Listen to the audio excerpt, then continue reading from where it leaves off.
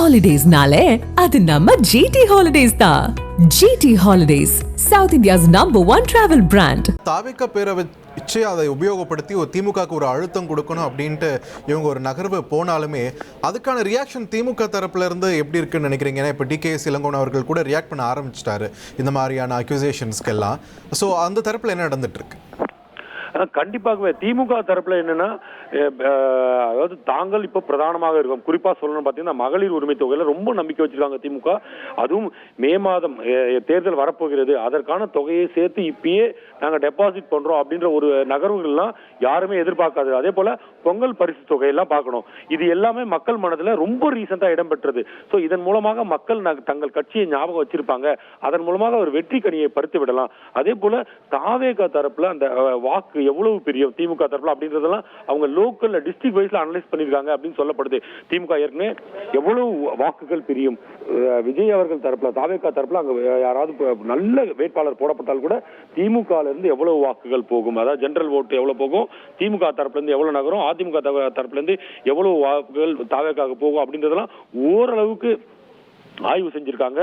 இது தவிர intelligence bureau அப்படின்னு சொல்லுவாங்க இல்லையா, மாநில உளவுத்துறை, அவங்க ஒரு தகவல் எல்லாம் கொடுத்திருப்பாங்க. இந்த தகவல் எல்லாம் அடிப்படையா வச்சு ஏற்கனவே திமுக அவர்களுக்கான பலம் என்ன அப்படின்றத ஓரளவுக்கு தெளிவுபடுத்துறாங்க. அதனால காங்கிரஸ், அதாவது காங்கிரஸ் தங்களுடன் வந்தால் இன்னும் கூடுதல் பலமாக இருக்கும். இது காங்கிரஸ் இல்லைன்னா கூட எங்களுக்கு பெரிய இழப்பு இல்லை. இதை நேரடியா திமுக எங்கேயுமே சொல்லல. ஆனா காங்கிரஸ் உடைய அழுத்தத்திற்கு நாங்கள் அடிபணிய மாட்டோம், ஏன்னா எங்களுடைய பலம் இன்னும் சாலிடா இருக்கு அப்படின்றத திமுக ஒவ்வொரு வாட்டியும் தெளிவா சொல்லுது. அதே நகர்கள் தான் இப்ப இவரு செல்வ பெருந்தகையர்களும் இப்போதைக்கு அந்த எதிர்பார்த்த பலமானது ஒரே நேரத்தில் பெற்றுவிட முடியாது அப்படின்றது செல்வ பெருந்தகை அவர்கள் உணர்ந்திருக்கிறார். எனவே காங்கிரஸ்ல உள்ள மற்றவர்கள் பேசினாலும் கூட செல்வ பெருந்தகை அவர்கள் எந்த தெளிவான கருத்தையும் திமுக எதிராக நேரடியாக வைக்கல அப்படின்றத நம்ம பார்க்க முடியுது. பாரதிராஜன், நீங்க குறிப்பிட்ட மாதிரி மாநில தலைமைக்கு தெரியாம அங்க மதுரையில இந்த தீர்மானம் நிறைவேற்றப்பட்டிருக்கு அப்படின்னும் போது இதுக்கு என்ன மாதிரியான ஆக்ஷன் எடுக்கப்பட வாய்ப்பு இருக்கு? கண்டிப்பாகவே இன்னொரு இந்த தீர்மானம் நிறைவேற்றுவது அப்படின்னும் போது ஒரு கூட்டம் நடக்குது, செயற்குழு கூட்டம் நடக்குது, அதுல கலந்துக்கிறாங்க அப்படின்னா அந்த தீர்மானங்கள் அனைத்துமே கட்சி தலைமைக்கு அனுப்பப்படும். என்னென்ன தீர்மானங்கள் நிறைவேற்றப்பட்டது, எத்தனை பேர் ஆதரவு தெரிவிச்சிருக்காங்க அப்படின்றதெல்லாம், எவ்வளவு எதிர்ப்புகள் இருந்தது, எவ்வளவு ஆதரவு இருந்தது அப்படின்னா கட்சி தலைமைக்கு அனுப்பப்படும். ஆனா இந்த தீர்மானம் எல்லாம் முன்மொழிய போகிறோம் அப்படின்றது கட்சி தலைமைக்கு முன்கூட்டியே தெரிவிக்கப்பட்டிருக்கணும். அது தெரிவிக்கப்பட்டிருக்கிறதா அப்படின்றதெல்லாம் இங்க கேள்விக்குறி.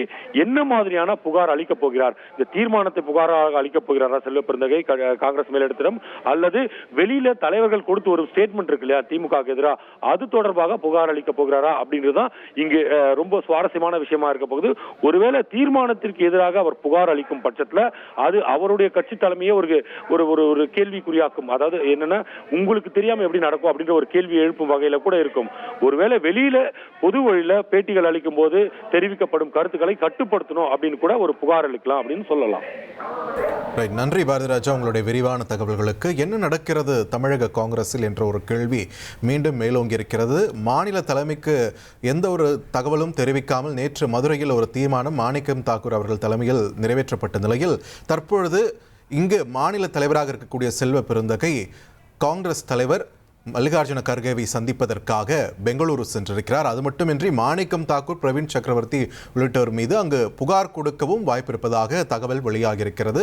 அடுத்து என்னென்ன நகர்வுகள் இருக்க போகின்றன, காங்கிரஸ் வட்டாரத்தில் கூட்டணி கணக்குகள் எதை நோக்கி செல்கின்றன என்பதையெல்லாம் நாம் பொறுத்திருந்துதான் பார்க்க வேண்டும். இது தொடர்பான முக்கிய செய்தியை நாம் பார்த்து வருகிறோம்.